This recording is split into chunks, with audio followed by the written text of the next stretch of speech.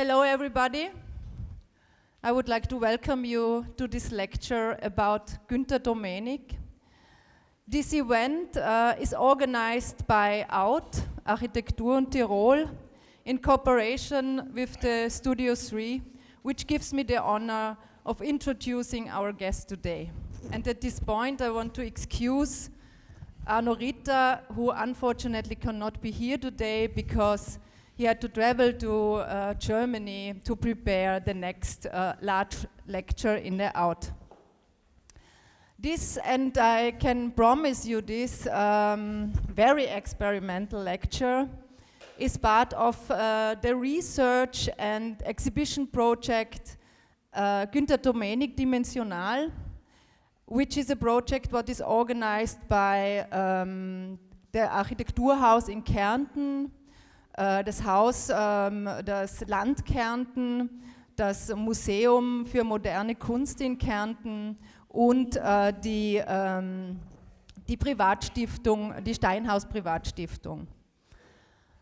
The curation of this Dimensional was done by Section A, and Valerie Messini, she's also here today. Hi, Vali.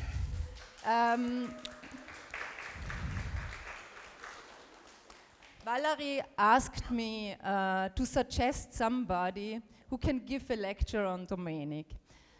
And without thinking about it too long, it was very clear for me. I knew very quickly that it has to be somebody from abroad. Somebody who is really able to look at Domenig in a very different way. And I think in Roger Connah I found somebody who managed this very different perspective on Domenig. Roger Connah is a writer, an architectural theorist, a curator, a filmmaker, as well as a private scholar. And he's teaching architecture at several universities all over the world. And Roger is settled in the north of Wales. But in 1974, I think it was, he moved to Helsinki, and there he studied the work of Raima Pietilä. And in the office of Pietilä's, he also worked till 1985, I think. Yeah. And so Roger became kind of specialist in Finnish architecture and society, and published numerous books about this subject.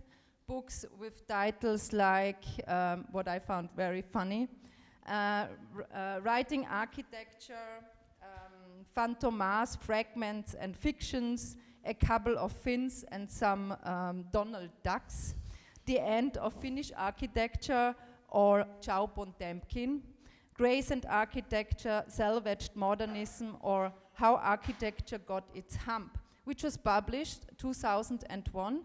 And 2001 he also published an essay, which maybe a lot of you know, is the foreword in Volker Ginke's book, a book of his projects, and with the title Falling Backwards, Softly Cushioned, an Architect in an Alpine Meadow. I think, I don't know, maybe this was the first contact you had with the architecture scene in Austria? Yeah, it was. Yeah. It was. And I don't want to reveal too much about this lecture in search of Domenig, but what I can say is that Roger really researched and reflected extensively, and he told me that he made a lecture which we can read as a kind of novel, as a stone book, as a kind of card game, maybe similar to the Tarot. Maybe you know this game. So it's really quite special, and along this game, he raises fundamental questions about how how to read, how to write, and how to interpret architecture, always with Domenig in mind. So, Roger, it's great that you are here. Welcome, and I think it's really, for me, it's really a pleasure. Thank you for coming. Thank you for your contribution, for your extraordinary contribution about this, for us, very important Austrian architect. Thank you.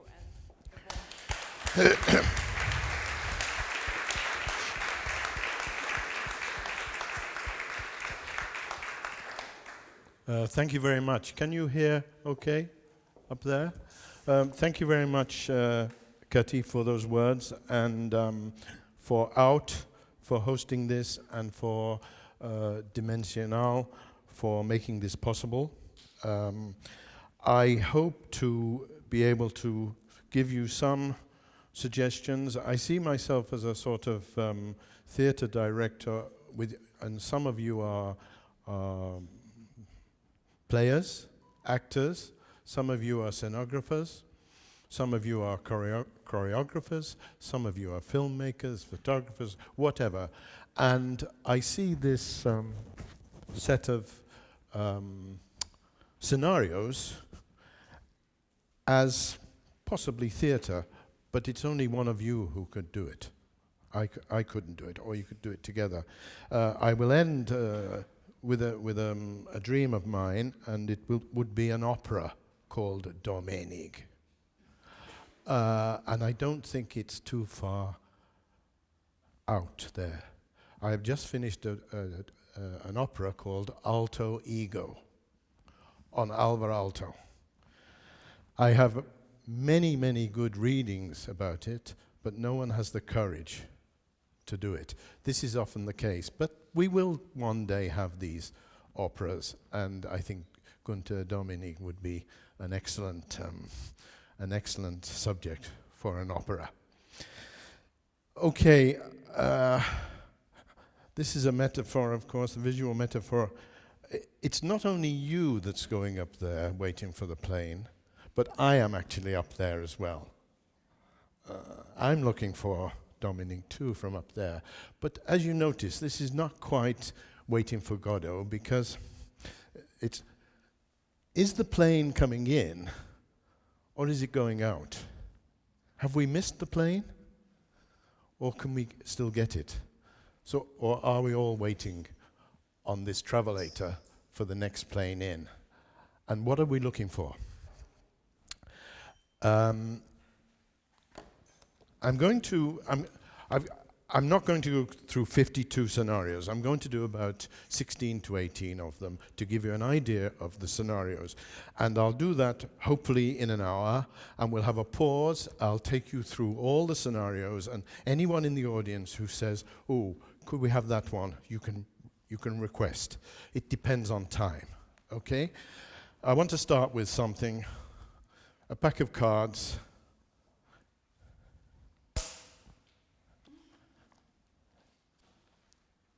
This is called 52 card pickup.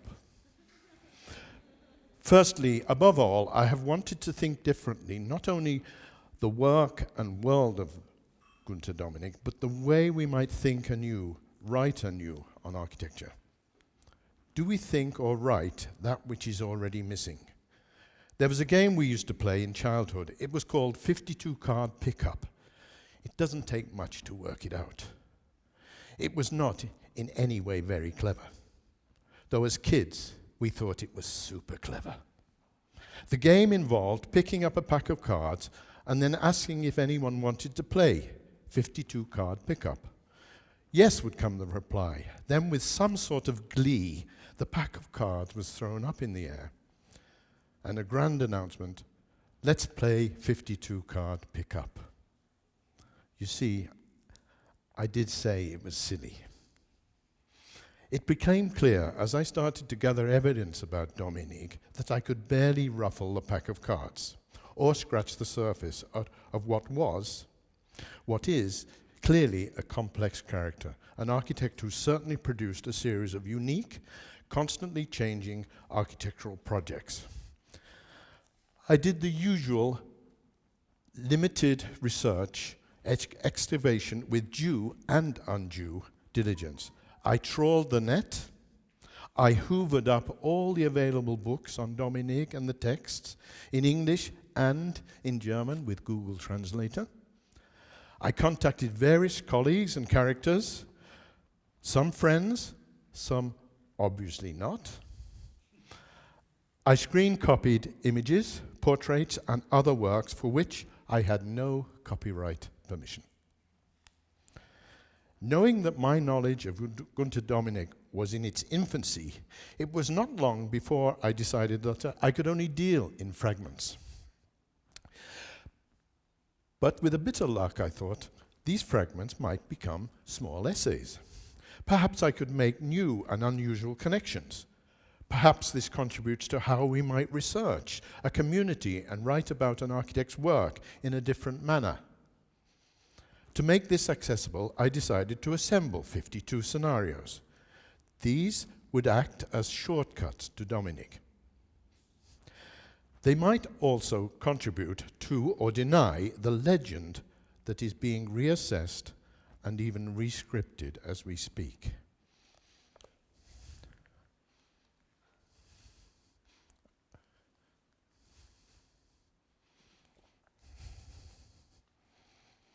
It didn't take long before I reached the fictional stage. It felt like I was writing a drama. There seemed no going back. I planned to interrupt everything with images. These images may or may not be about Domenig's architecture. Sometimes we think perhaps dumpy is a better dwarf than drowsy. Or Art Spiegelson's mouse is more accurate than Disney's Mickey. But it was the first line of Peter Handke's play, offending the audience, that fitted perfectly. You are welcome. This is a prologue.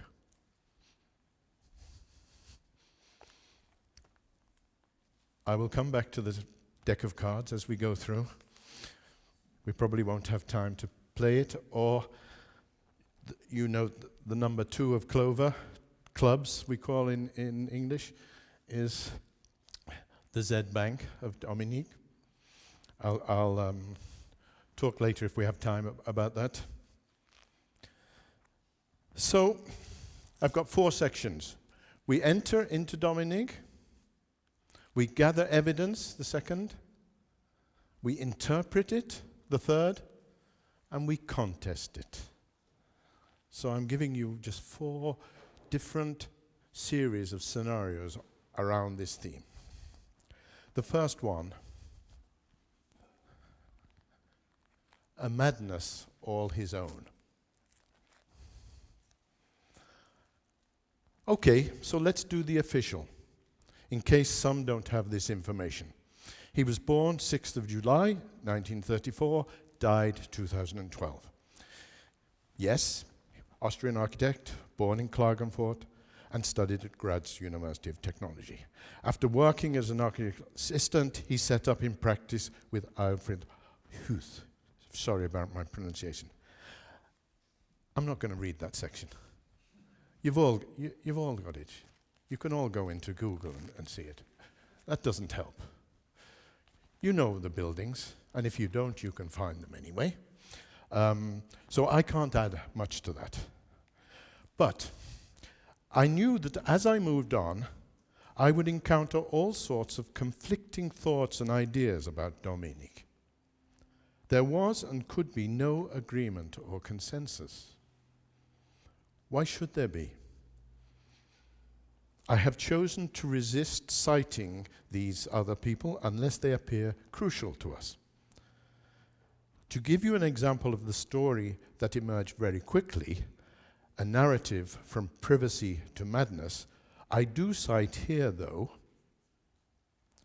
a note offered by Peter Nova, a long-time friend of Domenig since his first meeting. We will mention him later.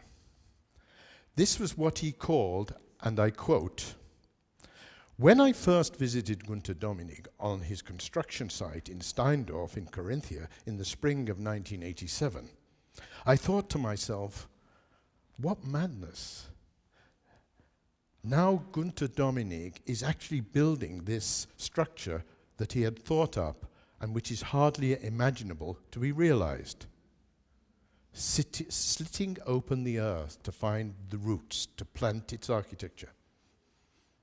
And even then, Peter Nova continues, and even then it was clear to me, in view of this piece of architecture driven into the ground, that the heat of spontaneity, the warmth of vitality with the cold of predictability, with the coolness of what is possible, enter into a symbiosis. I don't know what to do with words like that. Maybe you are better at receiving words like that in relation to it. But you have probably realized now that the image here is not Günther Domenig. He might have worn such a hat. I don't know. I can imagine. Probably not. He might have done a profile like this. Probably not. I haven't found many. Instead, this is a portrait of the Polish writer Witold Gombrowicz. Somehow, in my own madness, this was my first thought. I thought this said more about Domenig than the few manicured images we can find online.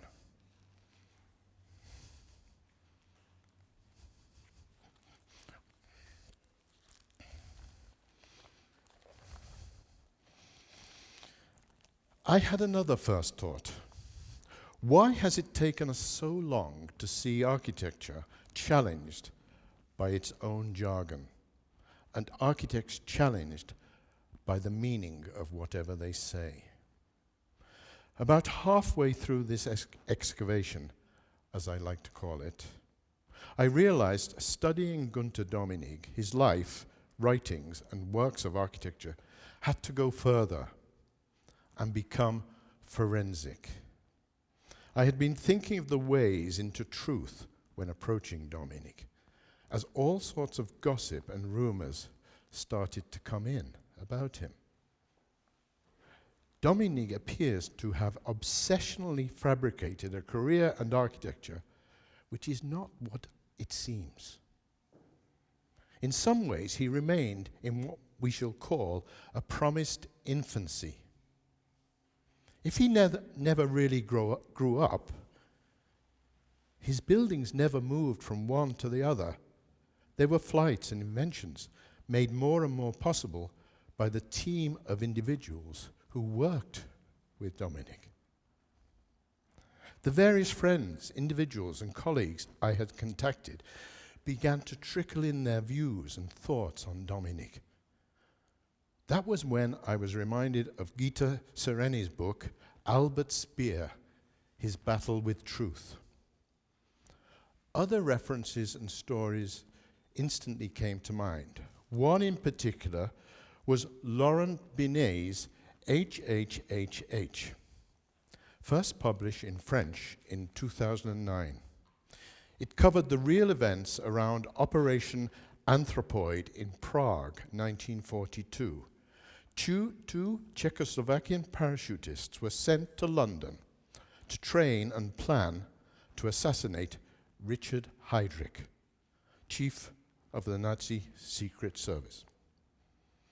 Apparently, Heydrich in German spells out HHHH.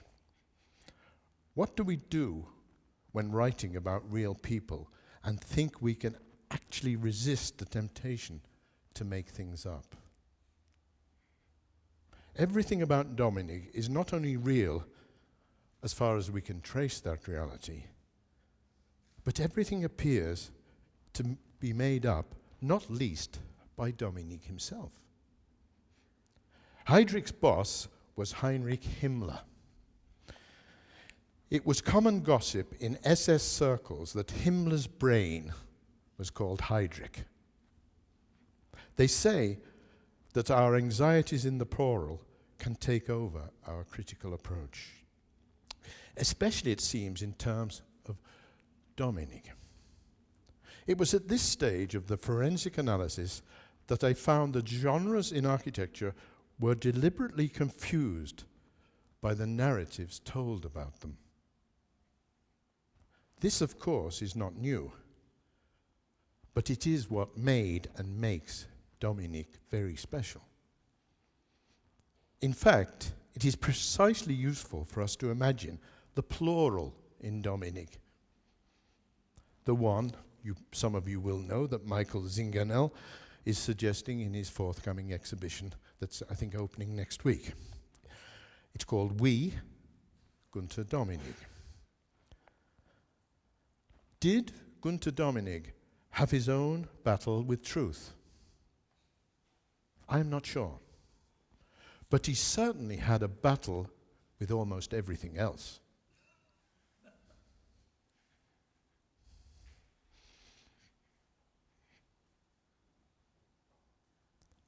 It was at that point that the fictional imagination presents itself to us, all of us, as the only possible way forward. Using fiction, I will suggest we can write ourselves out of Domenig. They now call this the non-fiction novel. Later, I would invent a title for the fictional non-fiction of Domenig called Albert Mon Amour.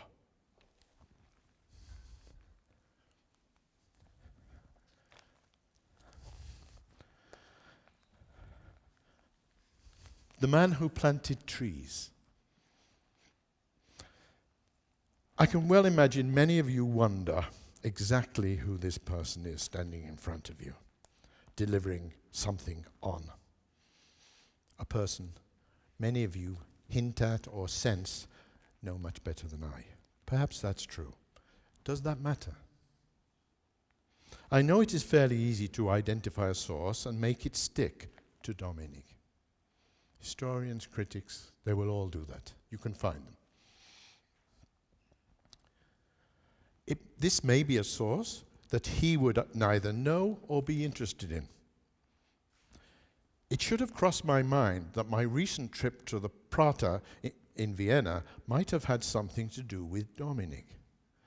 And if not, I would make it have something to do with Domenig. Is that really wrong?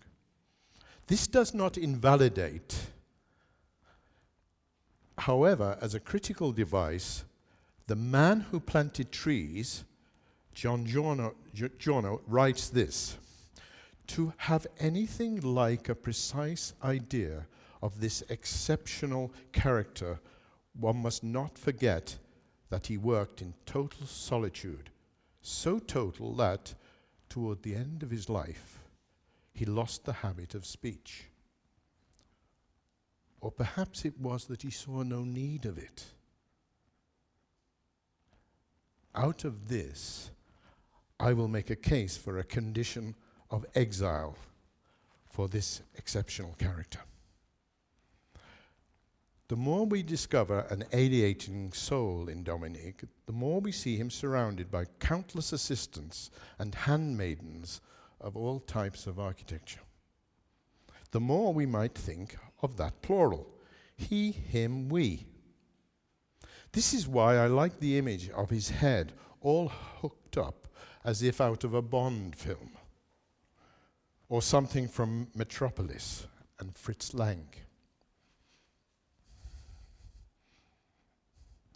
Later, in some of his photographs, he will strike me as the perfect Bond villain. All neatly coiffed, or a Formula One racing driver wannabe. He drove fast. It should not be denied how we create our own obsessions, nor should we deny a spiritual hangover for everything, experimental and radical, for an architecture of intentions that we inhabit barely briefly, Whichever degree of intimacy you may or may not have with Günther Domenig, not all of us here have all faced the hopelessness of a 20th century, which so valiantly thought it can deal with hopelessness. And as we enter the third decade of this 21st century, possibly facing a deeper hopelessness than we may have imagined, what then might a brief study of Domenig offer? I like to think Domenig did not eventually work in total solitude, but in fact worked in a constant exile, faced with what architecture could or could not achieve. In many ways, we might say he fictionalized his architecture and thereby his existence. What evidence do I have for this? What evidence is necessary? Surrounded by everyone but himself, he made it possible to hide himself. But what does this even mean? I like the idea of the making and unmasking of Günther Domenig in the plural, and Günther Domenig as the Bond villain.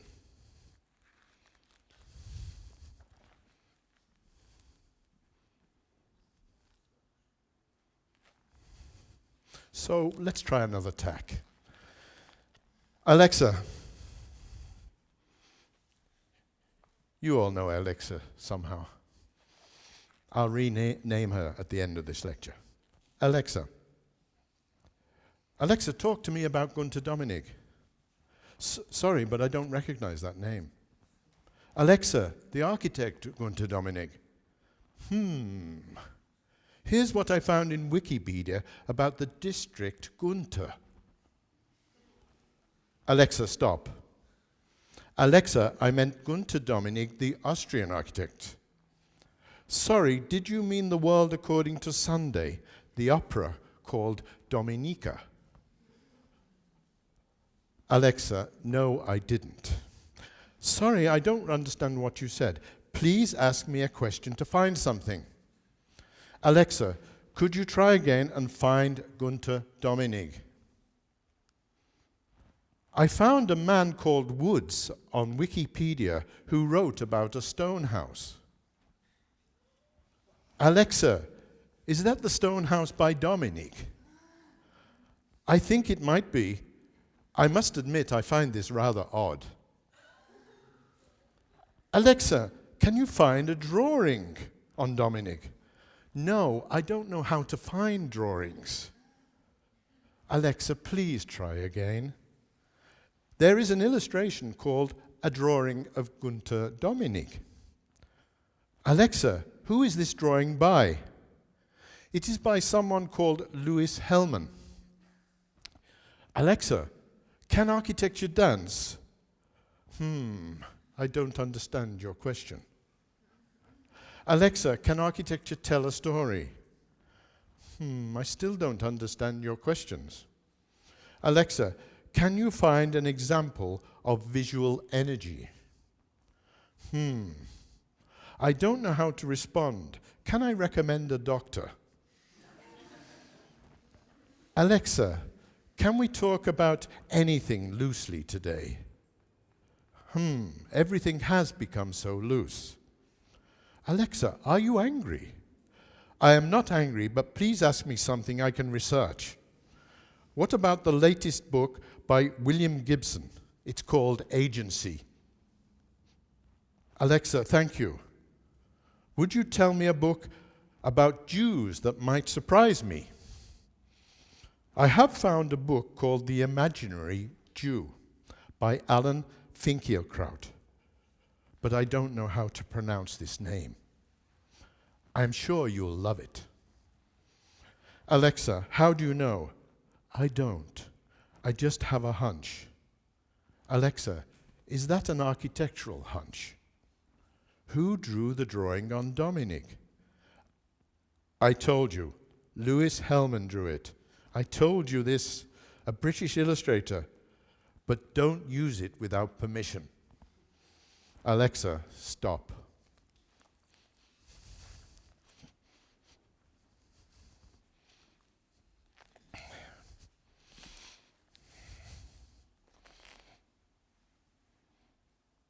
At SciArc in 2005, Günther Domenig is presenting images of two of his works. It is not a lecture, but it is quietly funny, menacing, certainly disrespectful, and certainly camp. He faces the screen, not the audience. We see his head from behind, almost projected into the image. He is looking at the images only. No sooner is one description finished in German, he says in English with increasing impatience, "Next." The translator is often lost, completely flummoxed. Good word in English if you don't know it. Flummoxed. Translator and presenter are on parallel tracks. As we near the end, Domenig begins to talk over the translator.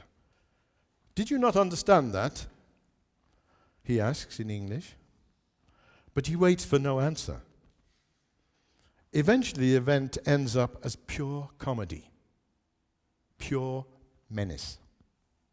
The translator thinks he is in his own world, while Domenig clearly is in his own world.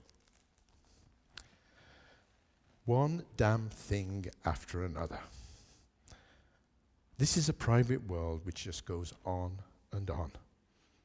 There's nothing rock and roll or poetic in this, though. It is just a camp moment.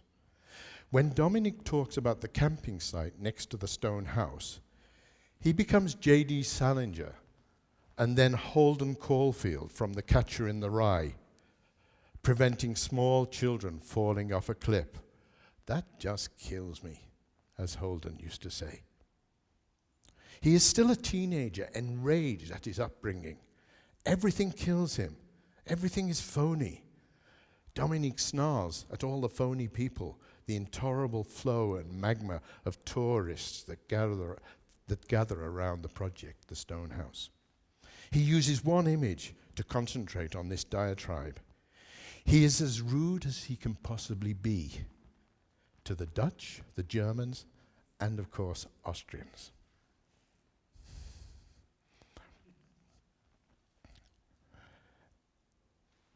But few are listening. The audience now does not know what to think. It is funny and non-directional. No one really cares. Later, Domenig mentions the ugly part of the stone house, where some particularly odd fragments fall like tumbling dice. This is called the explosion, he says, and it faces the tourists who whine about the building. He doesn't say it faces or can explode into what he thinks is his father's grave. That's a private story. This is a rehearsed mordancy where he continues to have some internal fun about Germans and Dutch. Is this surreal noir or architectural noir? Just like a stand-up comic who has stretched it all too far. We think to Thomas Bernhard's The Loser, or the Peter Hanke of offending the audience. But we don't really. We give in. The student audience begins to crack up. They're humming the Oasis song, "Don't Look Back in Anger." They particularly like the lines, "I'm going to start a revolution from my bed, because you said the things I had, the brains I had, went to my head." Domenig continues to speak in and out of his German with a smattering of English. It is a camp performance. The jargon, no theory, just a rebellious intolerance.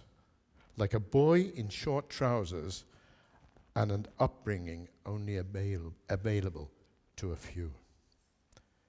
If he knew the same Oasis song that the students were humming, he'd answer back, "Take that look from off your face. 'cause you ain't gonna, sorry, because you ain't gonna burn my heart out.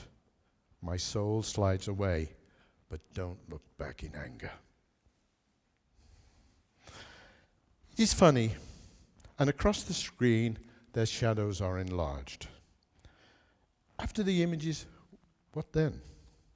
There certainly seemed nothing outside architecture except perhaps the mountains, or the stone house, or the stone book, or the stone heart.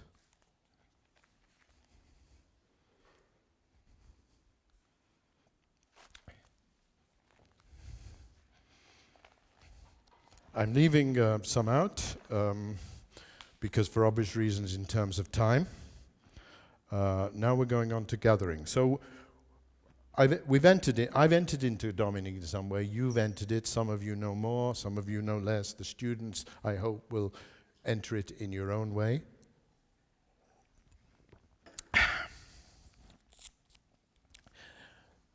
So when you ask certain people about Domenig, you get all sorts of stories.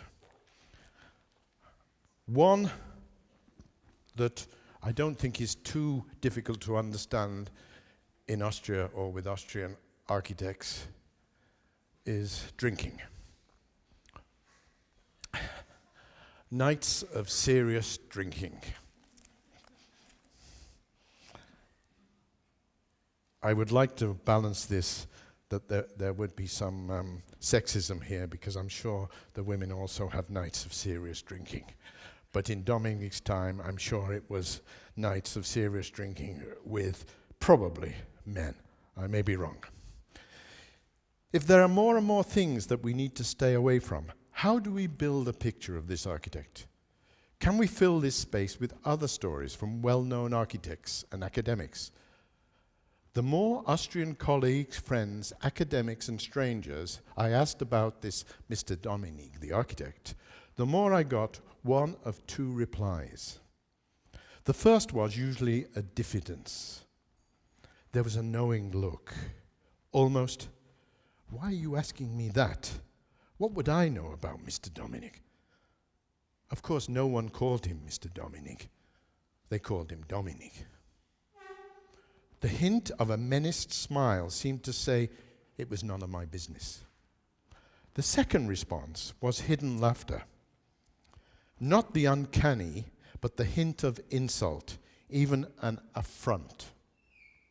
This was not only a knowingness, but hints of a smirk.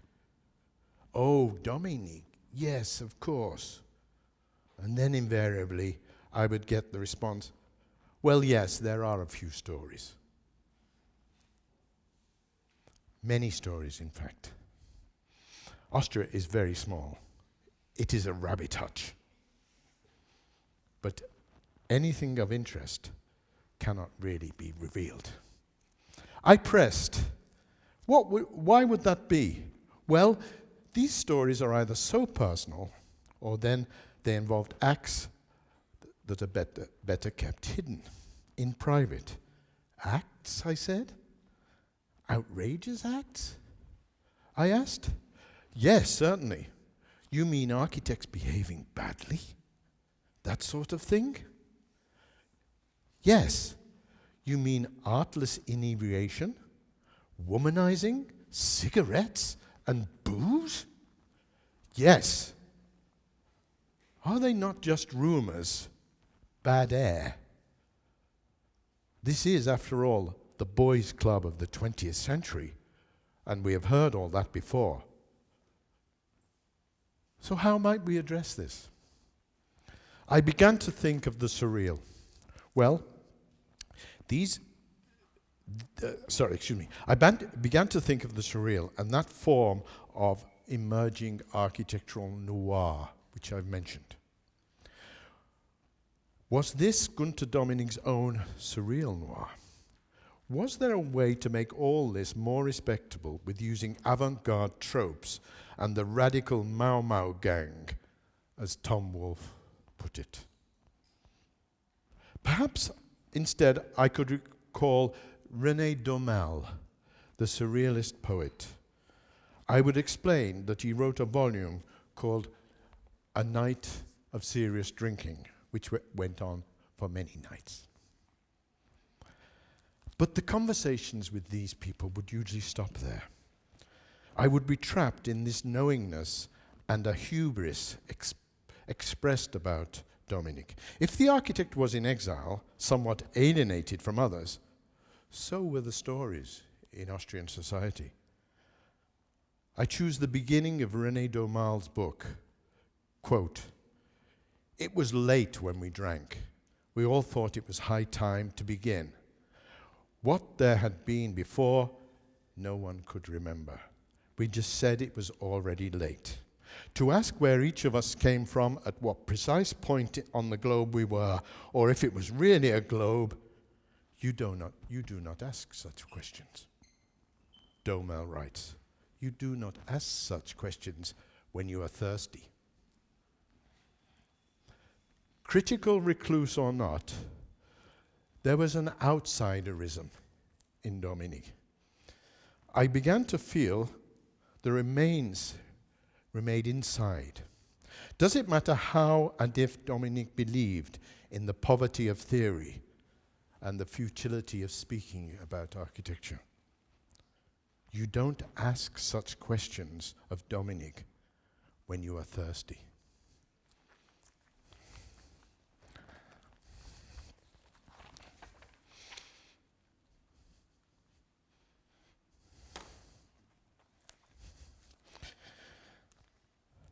An image of Antoine de Saint-Exupéry and a work from Lebes's Woods. Does this tell us anything at all about Domenig? I imagine looking at some of the exquisite drawings of Domenig that defy both the space made from them and the imagination that wishes to fly. Flying is significant, literal and dreaming. I want to give them both extreme significance for him, but I don't know why, and I don't know how.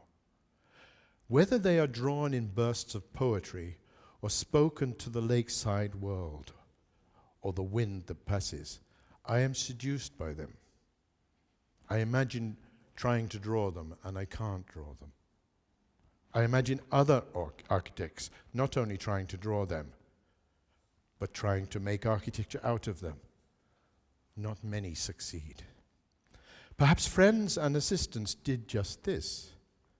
I don't even think of Frank Gehry's scribbles turned into architecture by Scatia, a NASA software program. I don't know when I realized this or when it was made clear. Was Domenig always considered a poet besides a thinker of some intensity? In this recent archaeology of his life and work, 10 years after his death, what claims will be made for this man? Architect, human, thinker?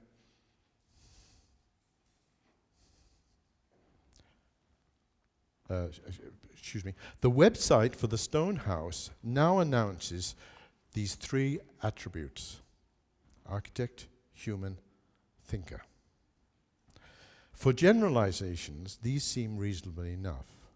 In some ways, these should belong to all architects. Any architect, we assume, would consider themselves human and also, to some extent, thinkers. But is there even more cunning in this archaeological project? Not only part of iconichouses.com, looking at the elegantly posed black and white images of the stone house, we're certainly in the land of a Bond villain. In fact, with edited quotes and refined photography and portraits, it goes without saying, he was the Bond villain that got away. There is something so refreshingly villainous about this architect. Human and thinker. Perhaps when people liken the madness of building to this endless structure and house, it will always be unrealizable, but actually realizable. Domenig proves unapproachable precisely when he can be approached. This is not the imagination in flight, but survival. Setting the building on fire, if you wish, for more passionate metaphysics. It is then we get those critical confessions of a close follower, as we saw with Peter Nueva. I used to think that such language from critics would get us closer to what the architect achieved. I think differently today. In this forensic exercise to exhume Domenig, we get the unmistakable pose of the little prince as a villain, photographed as if on board a ship. The image of the small plane pilot, an architect who would dream of Antoine Saint-Exupéry's disappearance.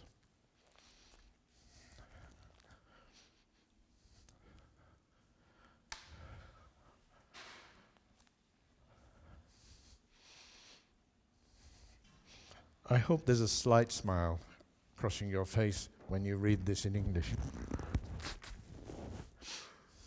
Sitting where we are in Austria. I began to gather together the titles of articles and texts trawled from the internet, from the books and journals on Domenig. The list was revealing, but how? Did it matter who had written these? Or is the point an instant image, a picture of the man through expectations? Alchemist, human, thinker, the complete artist. Or one more online, from a rebellious dreamer to a ruthless implementer. Not my words. From rebellion to the ruthless, do we start getting the picture? Do we already read in between the lines? Or this one, the architectural equivalent to Walter Pickler. Those in the know will know. Those who don't will pass over this. Of course, we may get more titles. The unapproachable Domenig. Domenig, the representative of deconstructivism. Domenig, the architect and visionary. Or, one that certainly made me smile, Domenig, the Austrian phenomenon and truly good bloke. Peter Cook. You have to know Peter Cook to know what he means by a truly good bloke.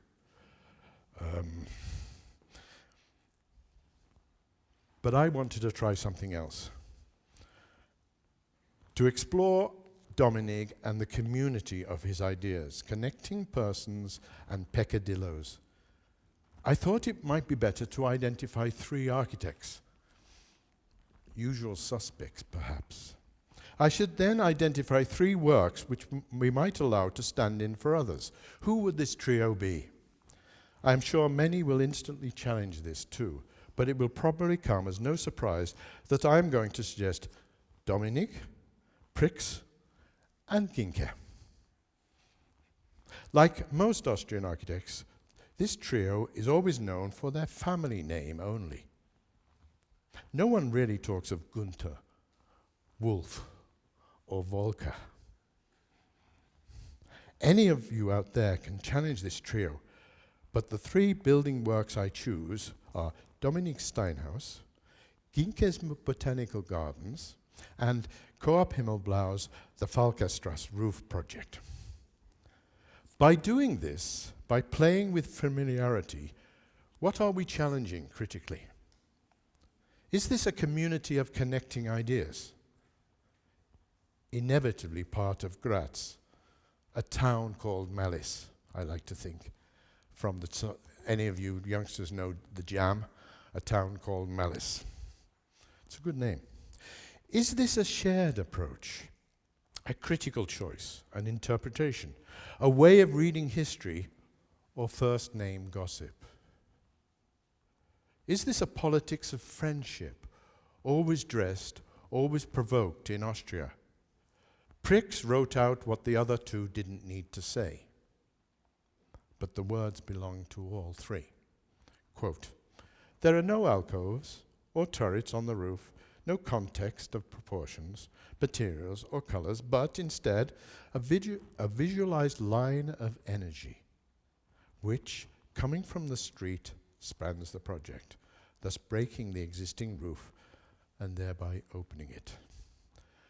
More Pricks Than Kicks is a novel by Samuel Beckett. This title may appear comic, certainly if we use it here. But there's a serious point. We could analyze architecture and works from the literary angle. We might see some works as short probes, even fragments of an architecture written out, scripted by the architect and process. We'd argue that we can build ideas, which means we can build interpretations of ideas. Is that what the architects of the last century did? And the architects of this century assumes still exists? Does the built idea carry the narrative traces, the autobiography of the architect? If so, do we care? More pricks than kicks. Can we take this seriously and risk new interpretations, thereby challenging those already scripted and accepted? How are we doing in time? I have a feeling I'm not going to get... How are we doing in time? Are we okay? Okay? There's beer there if you want to go and get beer and you know, have it. I've never been in a place where they serve beer during the lecture, so this is fantastic. You know, in Canada, it's a dry, I mean, you know, and everyone's waiting for the lecture to finish because they see all the beer all listed out, and oh, I need a beer. And they say, just finish the lecture, finish it so we can go and get a beer. So I hope you just walk around, get a beer, and I'll try and get through as much as I can. We've been going 45 minutes. So I'm going to try and move forward a little bit. I was going to talk about the meme machine, but I'll come back to any of these that somebody might find interesting. But I want to, in a way, move on so that we just get to a little more interesting. I hope you'll be able to read this one day. The first story about the red Ferrari. I was a fool. At first I thought it was a Maserati. And somebody said to me, no, it's not a Maserati, it's a Ferrari. And I felt so small. I thought, call yourself a Domenig scholar and you don't know it's a red Ferrari. Anyway, maybe he did have a Maserati before. Let's think so. Can we interfere in an architect's life similarly and trace backwards to go forwards? What is the role of the story? As I said, I started to collect the stories about Domenig. Many were exaggerated, but how did I know? Many were invented, but how did I know? I'm sure some people were taking me down the garden path and thinking, oh, I'll tell him this happened in Domenig and see if he can find it. Of course, I tried not to take the bait. Or then if I did, then I made it into another story. As I said, but I choose one story that involves cigarettes and smoking. I guess in a way you can understand. I want to lighten the mood, although this is very light. I want to see this person as human, frail, yet determined, obsessed, but vulnerable. A younger colleague was conducting a summer studio in Salzburg. It was a hot day. They were upstairs. Domenig was addressing the students, doing what guest professors do in such an environment. He was smoking one cigarette after the other. Nothing unusual to those who knew him.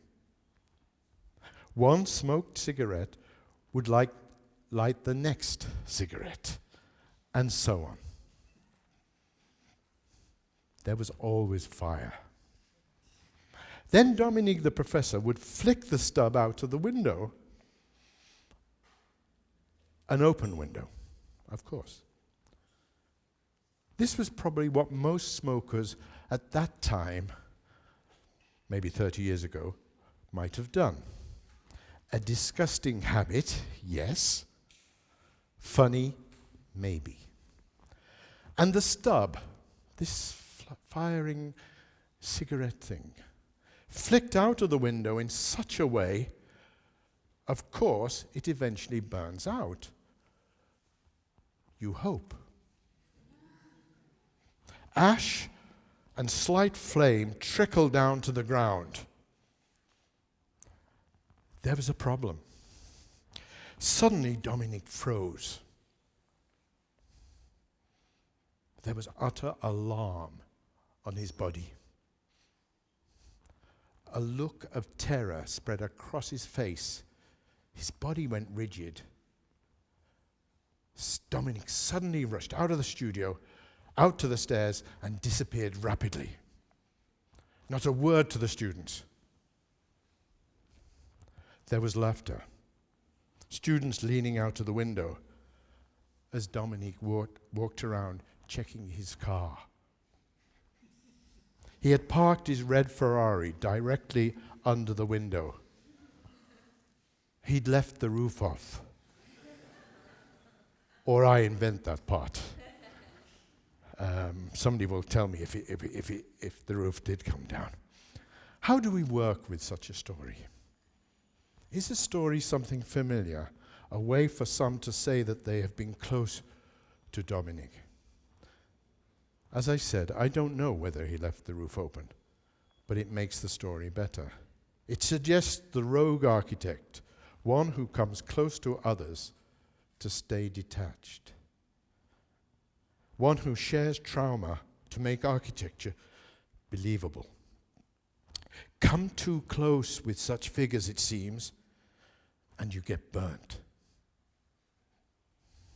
It is tedious from both sides, as Thomas Bernhard and Peter Hanke both constantly demonstrate. Such people, including architects, can be seen to live, as I said, in an exile. There is no life outside architecture. Is it this condition that allows an architect like Domenig to take on shared trauma? It appears that Speer followed Hitler's idea to model the Nuremberg complex on the Roman Colosseum. 60,000 people were to look down from the courtyard to see the marching standards. Now, inside Domenig's assault on the entrance zone of the original building, visitors walk into exhibition rooms to be informed about the Nazi regime. Is this diagonal agony and a penetrating assault deserving of its backdrop? A pile of trashed memory we call architecture, where steel, concrete and glass try to scar the granite blocks and clinker designed originally for the one-week Nazi party rallies. Let us refuse any more critical sophistication about this dread. Domenig remembers, we are told, how his mother once gave him and his brother one left and right, because the boys listened to this Negro music. He remembers that very well, I'm told, one story goes.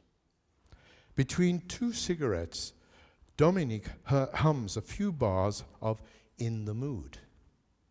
by Glenn Miller. The journalist writing this story pulls us in.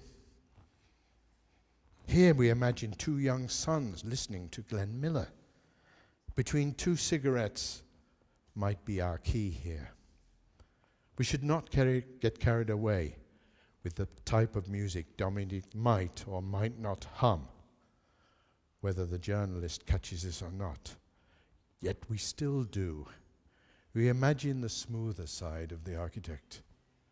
We imagine music from MJQ, the modern jazz quartet. Or then, yes, from Glenn Miller, In the Mood, or Moonlight Serenade.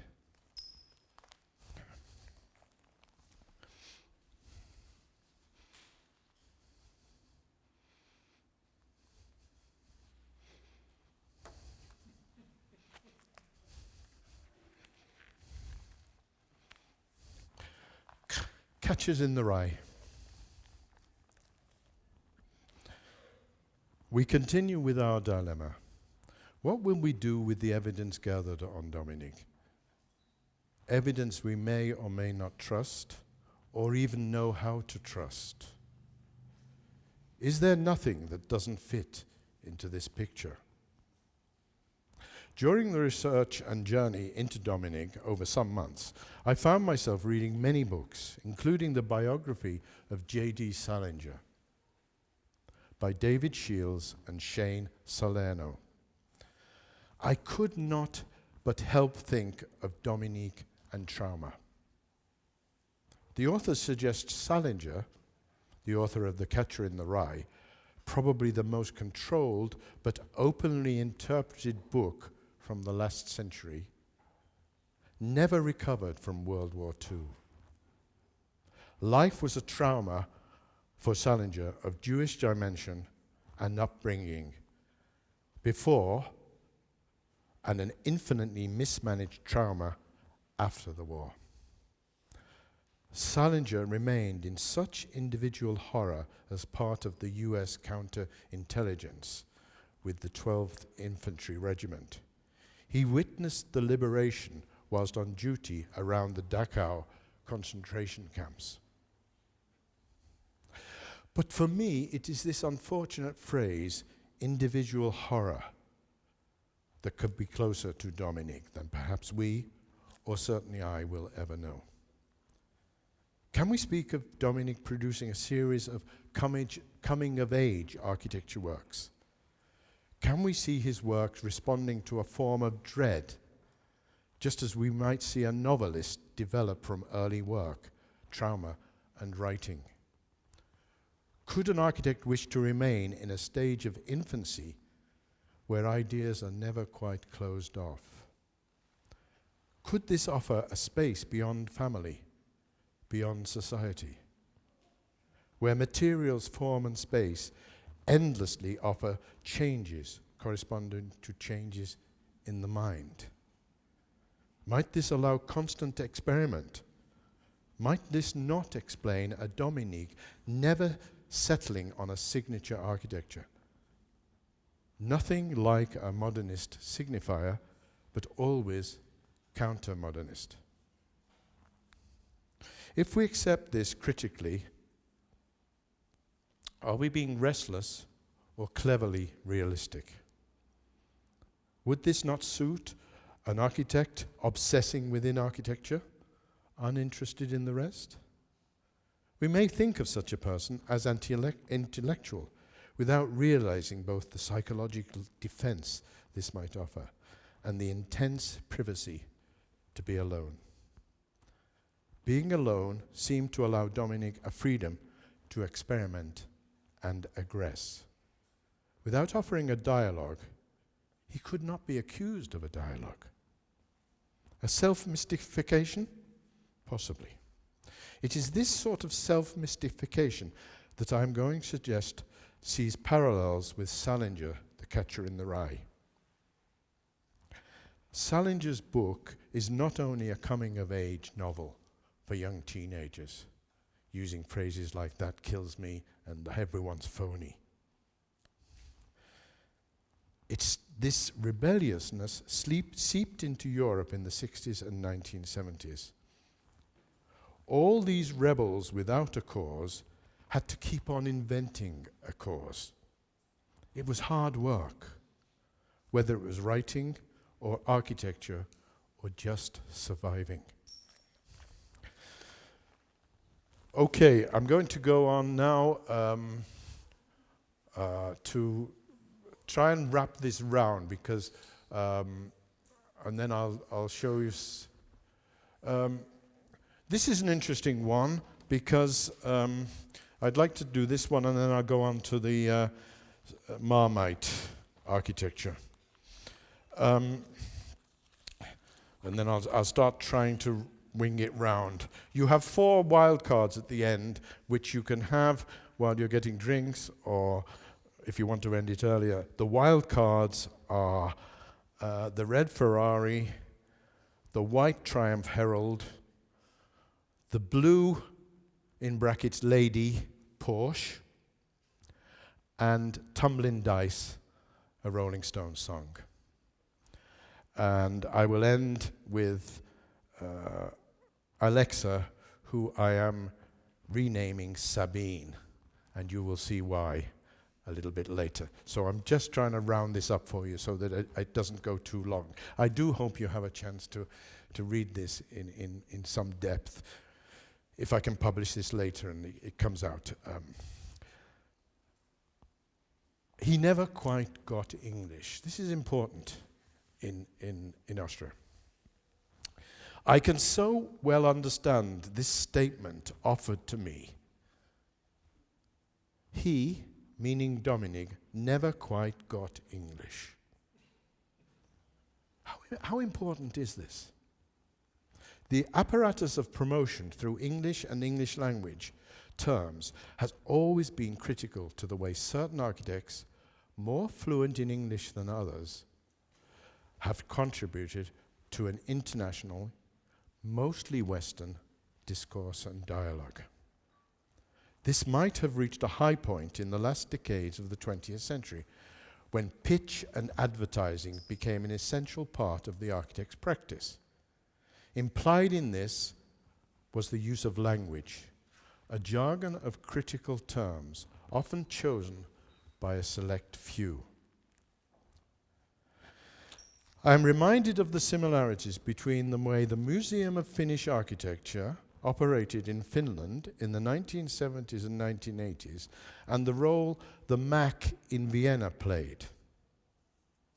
The promotion of Finnish architecture depended heavily on the museum. First set up as a kind of Siam wing, it later became a promotional wing for Finnish design and architecture. Those who spoke well, like the Marxist rationalist, now phenomenologist Juhani Palasmaa, promoted a select circle of friends and architects. This is nothing unusual about this. It happens. Many Finns do not speak English fluently, and stubbornly so. It's their right. It's a small world. Finnish is a closed language.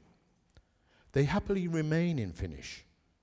Many of the best Finnish architects not speaking English do not always appear in publications, even in histories that are written outside the country.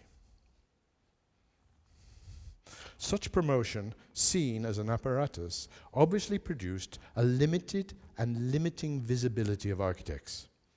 Those who do not fit selected critical schemes and narratives. That is why we can speak of a distorted archive, selected history and narratives, and a rational bias in architectural history. Are there parallels to the life and work of Domenig, his opposition to and exclusion from any mainstream or agreed history? How much do we need to know about Domenig, or indeed other Austrian architects, to trace such a pattern of exclusion? Surely at one moment it would have been natural to try to promote an emerging radical architect like Domenig in Vienna and also in New York.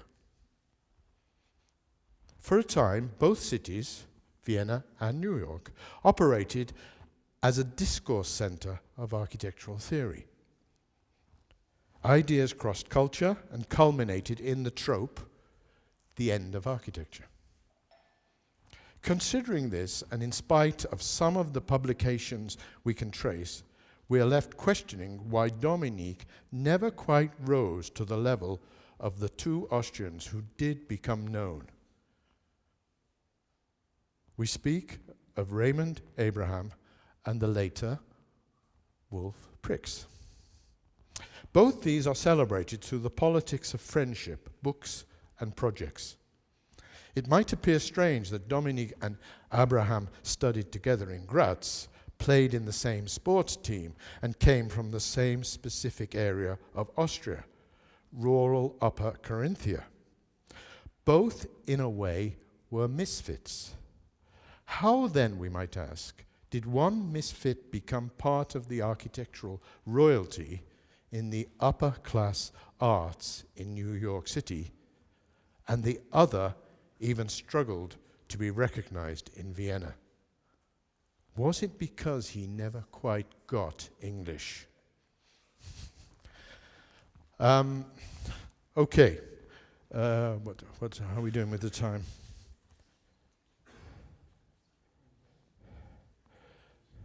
Okay, I'll try and wind it up.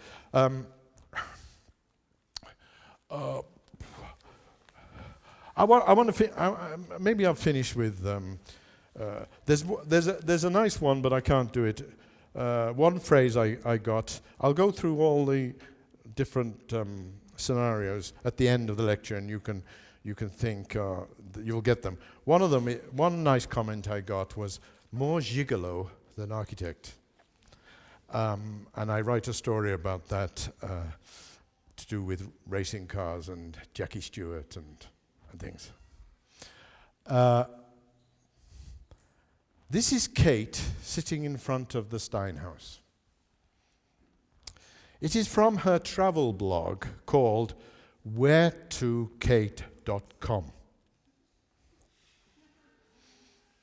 It is entitled Architecture You Either Love or Hate. Kate's not messing here. She's right on, okay? Many people, at least those close to Domenig, knew the edge of the life Domenig lived. They knew the careful calculation of image and performance. They also recognized the necessary pretense. The history thing mattered little. Bruno Taut was a rumor only. Architectural reputation dominated. To some, it was all smoke and mirrors. To others, it was deadly serious. To Kate, sitting in the chair, the stone house was Marmite architecture, though she doesn't call it that.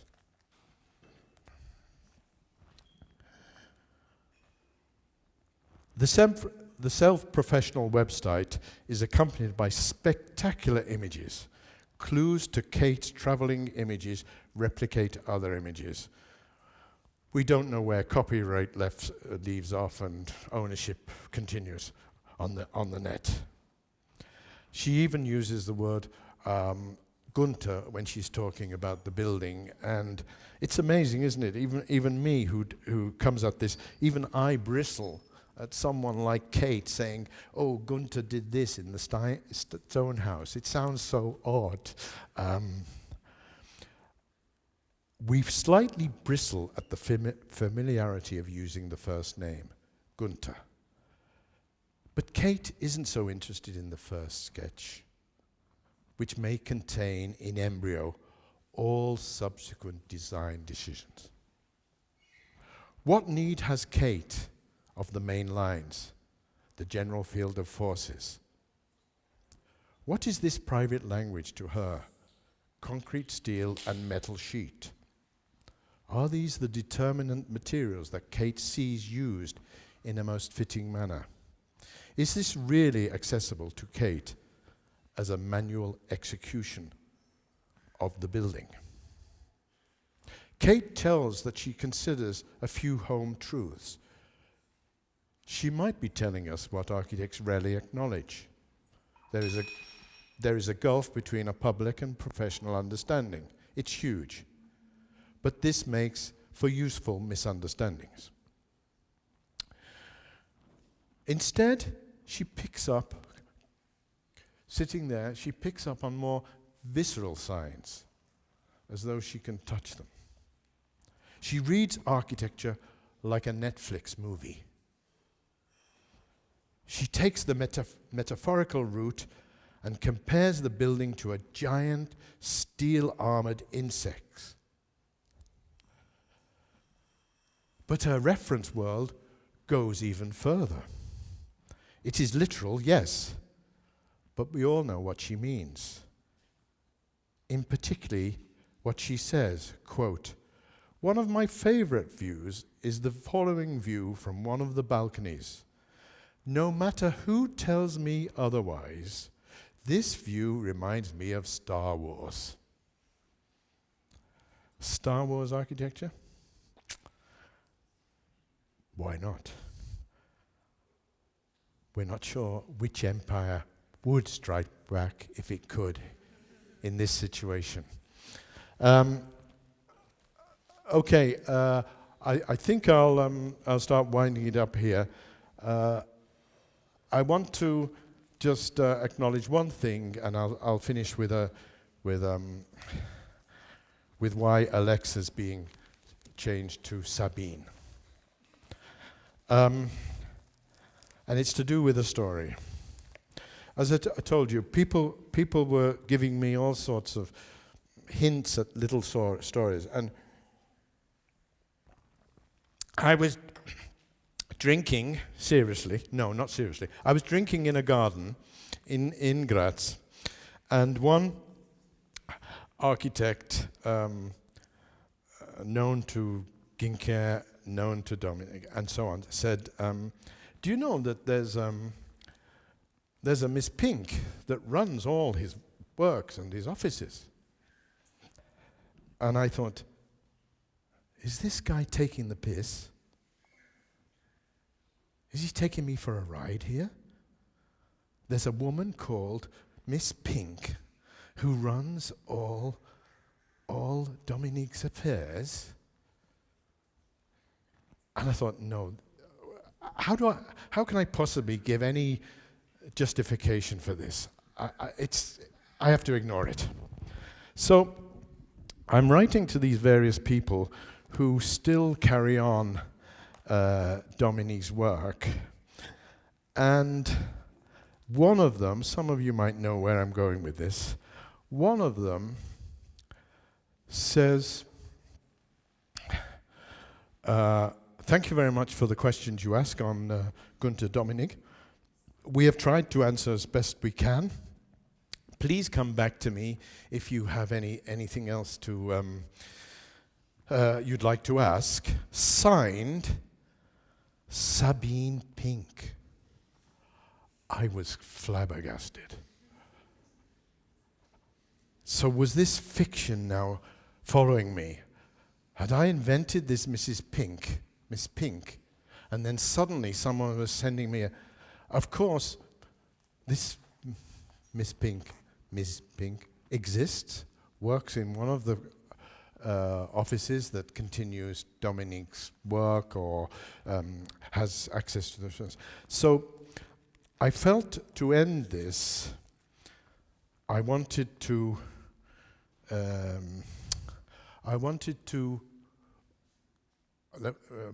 forgive me for just going on. I will come back to any of these if anybody wants. But there's the wild cards, and I'm finishing here. You remember the first? Do you remember the first shot, waiting for the plane? Well, now you've all moved to the end of this viewing platform, and maybe Domenig is passing there. I don't know, skiing. I don't even know if he skied. Maybe he did. So this is Sabine, who is now changed it from my Alexa person. So it's Sabine. Sabine, can I leave you to finish this lecture? For more news and popular stories about Günther or Mo Farah, you can ask me. Sabine, no thank you. I am interested in visual energy. Can you find Mr. Woods? Here is Mr. Woods talking about the stone house. More than 20 years ago, Domenig began to build a house for himself on a narrow sliver of lakeside property in the mountains of Carinthia. He conceived it as a work of architecture limited only by his imagination and skill. At once a manifesto and an experiment, the outcome of which he could not be sure at the beginning. Sabine, that's enough. Stop there. I can't just stop there. Mr. Woods goes on. The structure grew year by year, piece by piece, following an ever-evolving set of sketches and technical drawings, and was financed from his own architectural practice in Graz. When he had little extra money, he put it into the construction. While the building is called a house, it was never intended as a residence. Sabine, please stop now. That's enough. I don't know about that. I am trying to tell you what Mr. Wood says about Domenig. Sabine, thank you. Sabine, what is the plural of architects called in Austria? It used to be a jealousy of architects. Sabine, what is the plural of architects today? Today it is an icon of architects. No, Sabine. What is the plural of Austrian architects? A trauma of architects. Alexa, Sabine. Okay, I've got to get used to this. Sabine, can you find anything about visual energy? I don't know about visual energy, but I found a viewing platform in Innsbruck. Sabine, can you tell me more? To me it looks like the perfect structure, the perfect expression of visual energy. Sabine, thank you. And thank you, Mr. Woods. Thank you, Mr. Ginker. Thank you, Mr. Prix. And especially thank you, Mr. Domenig, for passing all this visual energy on. Thank you.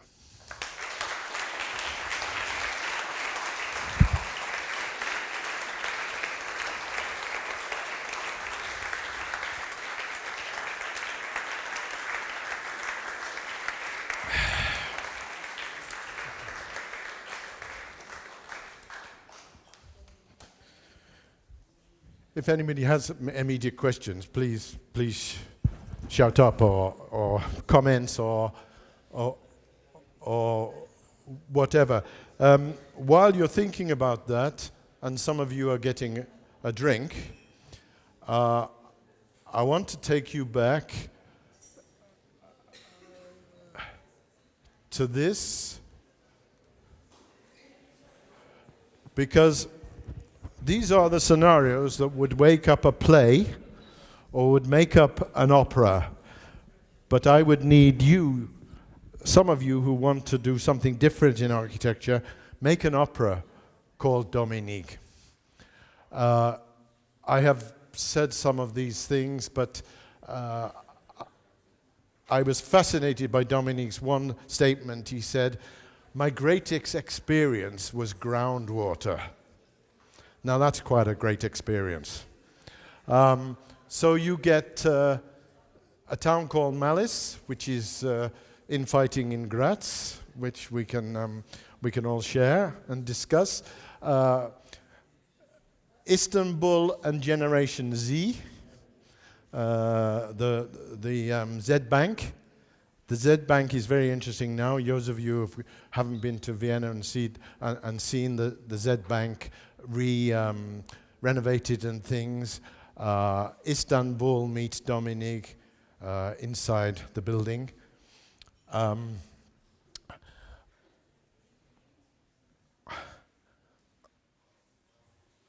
How to defy critical history. I didn't really mention, but Mr. F and Mr. Domenig, and then Mr. Jones and Mr. Domenig. Mr. Jones is Peter Blundell-Jones. Those of you who want to go in and look for much more detail. I don't know how relevant you think it now. He wrote it in the middle 1990s, I think, and published it in 1998, called Dialogues in Time. It's got some beautiful images of lots of Austrian architects. A study of that, looking how those architects have worked on, would be interesting. He's about the only one who's written in depth about. Kenneth Frampton doesn't write in depth about Prix, Günther, or Domenig. They're just mentions. The cranky Austrian. I look at the idea of surplus of meaning in interpretation. Post-genocidal, that which is not drawn. Slaves to the rhythm, how architects' offices often build up the hero architect and don't mention the ones who are actually working. But I have no idea how to answer this question, but I'd like to mention it to anyone who does know that, because I always think, having worked in Finland with Pirtala, I know how important assistants were to take a drawing further than it had come. And usually we don't acknowledge that because it's always thought it's the work of the architect only. So it's a new history of architecture and labor that needs writing.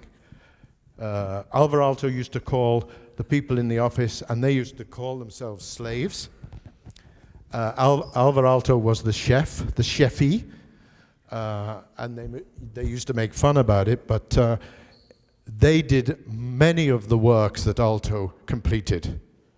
They did a lot of work, and they didn't just do the technical, they developed the concepts. This is something we don't find in history, in books, usually, rarely. So I think some of you students look at this, it's quite interesting.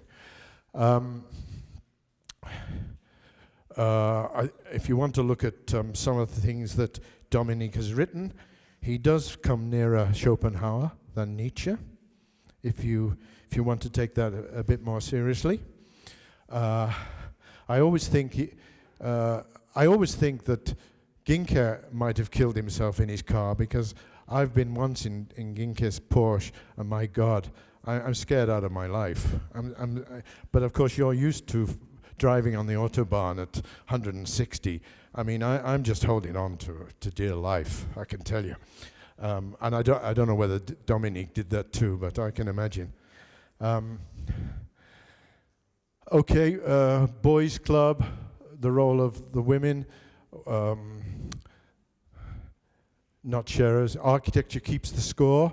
I'm quite interested in therapy and architecture, how architecture keeps the core, the therapy of space and the therapy in place. There's a very interesting book on therapy called The Body Keeps the Score. So you can see, I'm fascinated which corner of Café Havelka he sat.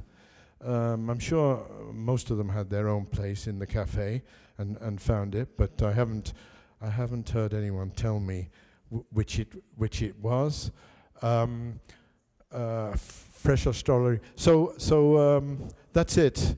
I hope you get a chance to read these one day in the future. Thank you again. Thank you again.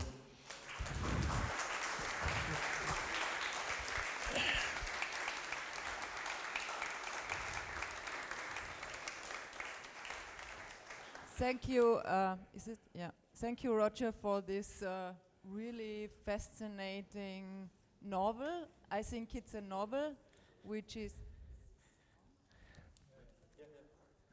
it seems to be a novel which is in 151 chapters, and what we can read from behind to front and vice versa, or we just can read one story. Is this something which is right on the one hand? This is my question. So do you read it as a novel too, or do you understand it as a novel too? And the other thing, it's obvious that it is some kind of facts, a lot of facts inside, but a lot of fiction. How much would you say how much fiction is in it, and how much would you say it's really based on? That is hard to say, because I do think that most historians are writing some sort of critical fiction. They choose what to write. They choose the language that has become a narrative over the years. So you are right, but I think I've tried to question the things that I have been introduced into Domenig, and actually not try and then prove that I can say this and this, but try and give the conditions for which there may be some statements that might be closer to him than others. I can only put it out there into a field, but you're absolutely right. I think a novel or a play would be excellent, and I'm reminded. I write one extract here. I'm reminded of the plays of Max Frisch, the Swiss architect writer. And Frisch wrote a very interesting. I talk about the fire raisers in this critical, but Frisch wrote a very interesting play called Biography, where he has a director sitting discussing the play with the actor who's supposed to be playing it, and then the actor objects to certain ways that he's being, and then he asked him to start again and go through it. So I think it would be interesting to do that sort of thing. Maybe there's someone who could do the definitive critical study on Domenig. I'd like to see that person if they can do it, but I don't think this approach is any less valid than the. I mean, what Peter Blundell-Jones says about Domenig relies on all the tropes and all the critical narratives that are around at that time. The material structure, or the spatial structure, or the siting structure, and it fits a sort of expressionism, even though expressionism wasn't used at that time in the 90s. So he had to reinvent expressionism, but he fell short of saying organicism because it wasn't. But then Domenig moves off to somewhere else, and the boutique, the concrete boutique, which is brutal. Or so there's so many. I think it's the diversity and the richness in Domenig's work. There is no signature. Are there any other questions?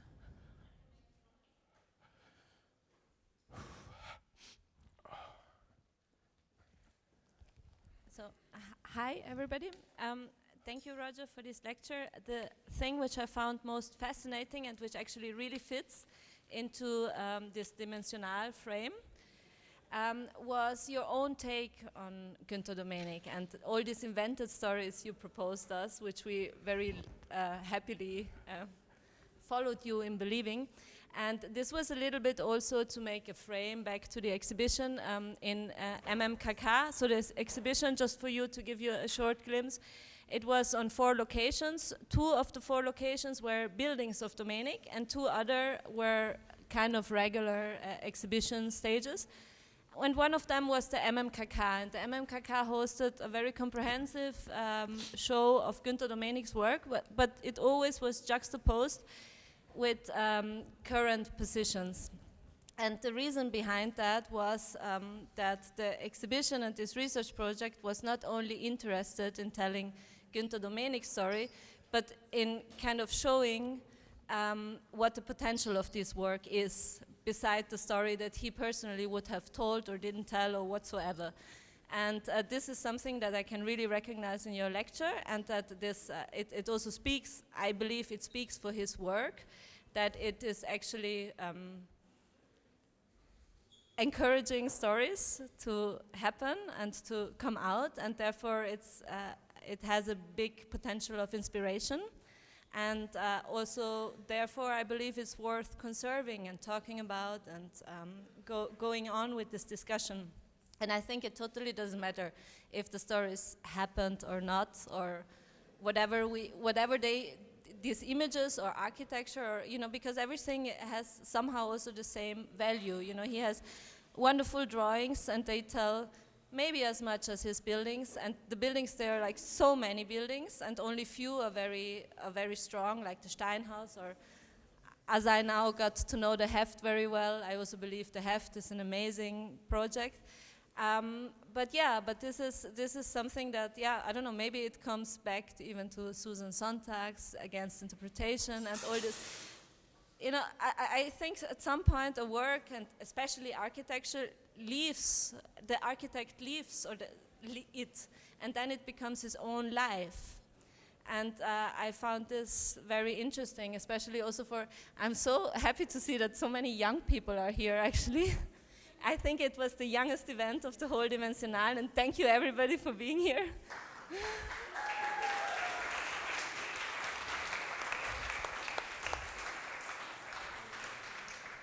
Yeah, so maybe, because this is just also encouraging for the young people, no, to read it, even though they were not there at that time, and even they were not part of that movement at that time, but still those work, they can speak, and they can speak to everybody personally. I don't know, maybe you can say 1-2 more sentences to that? No, I agree. I think one doesn't fall into the trap of thinking suddenly a definitive set of documents comes out on Domenig, but you've actually opened a process that can be visited and inhabited by, and students can look at it without certain accepted knowledge. Often we used to do it in teaching, that there's only there's an accepted level of knowledge that you need to get into. I don't think you need that. I think you can get in so many different ways. And this, I think, is what you're hinting at, and what I think you should continue doing, and how that comes out. That's why I think a drama or an opera is really fascinating. But Roger, it was interesting that thank you first, but that you had a Beckett cover, because a Beckett play, of course, there's very little dialogue there, but there are a lot of instructions. And I wondered, and you read, a few of the cards or chapters in order. What becomes really interesting, and it's picking up what Vali just said, is what happens when you shuffle the cards. Absolutely. And that each performance of the opera is different. Yeah, that's right. But there's a question, because the Ferrari, I think, occurs in 3 of the 56. It's repeated. Obliquely. Yeah. Okay.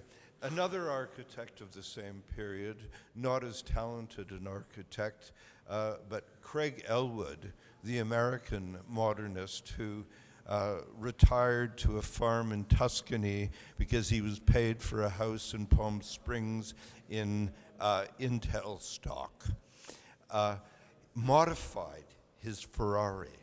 Not only did he drive like a madman, and many of the other stories could be compared, but he felt he had to modify his Ferrari in terms of the shape of its fenders and the wheel wells. Now, what was Domenig's attitude toward his car? Or is that the 57th card? That's finding someone who, either I invent it, or finding someone who, there was one beautiful story, I cannot say it's true or not, but he was seen going into a parking garage in Vienna in Ferrari overalls and getting out of the Ferrari overalls and going into his jacket to go to Cafe Havelka. Now, whether it's true or not, I think it's a great story. That should be in a play or an opera. I mean, come on, getting out of a Ferrari in it, as Jackie Stewart, because I think he thought he was Jackie Stewart. The slightly longer hair at the time and things. But these are things we can go on and on about. Okay, thank you. Thank you very much.